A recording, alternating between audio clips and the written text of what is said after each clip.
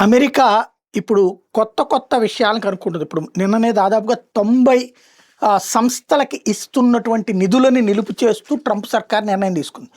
ఎందుకయ్యా అంటే ఆ సంస్థలన్నీ ఎన్‌జీఓల పేరుతో డబ్బులు కోట్ల కోట్లు తింటున్నారు. దానివల్ల అమెరికాకు ఒక్క 5 పైసలు ప్రయోజనం లేదు. అక్కడ దుబారా నివారణ చర్యలో భాగంగా ఎన్‌జీఓల పేరుతో ఇస్తుంది. ఇంక్లూడింగ్ ఐక్యరాజ్య సమితి అనుబంధంగా ఉన్నటువంటి 32 సంస్థలకు కూడా నిధులు ఆపేశాడు ట్రంప్. ఇదంతా ఒక ఎత్తు అయితే ఎందుకు ఇదంతా చేస్తున్నారంటే ట్రంప్కు ముందున్నటువంటి బైడెన్ డెమోక్రాట్స్ పార్టీ, ఈయన రిపబ్లికన్ పార్టీ.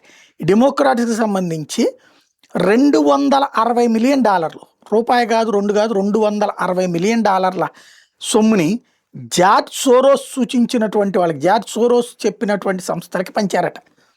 ఇది ఇప్పుడు బయటపడినటువంటి అంశం. దాంతో వాళ్ళు ప్రపంచంలో రెజీమ్ చేంజ్ అంటే ప్రభుత్వాలు మార్చే ఆట ఆడడంలో కీలక పాత్ర పోషించారు. అంటే ట్రంప్ వాళ్ళ వైఖరికి వ్యతిరేకమైనటువంటి వైఖరి అవలంబించారు. సోరోస్ వాళ్ళు ఈవెన్ ట్రంప్ను కూడా అధికారంలోకి రానియకుండా చూడటానికి ఆ ఖర్చులు వాడారు. ఇప్పుడు అందుకు రివర్స్ ఎత్తుగడ నడుస్తోంది.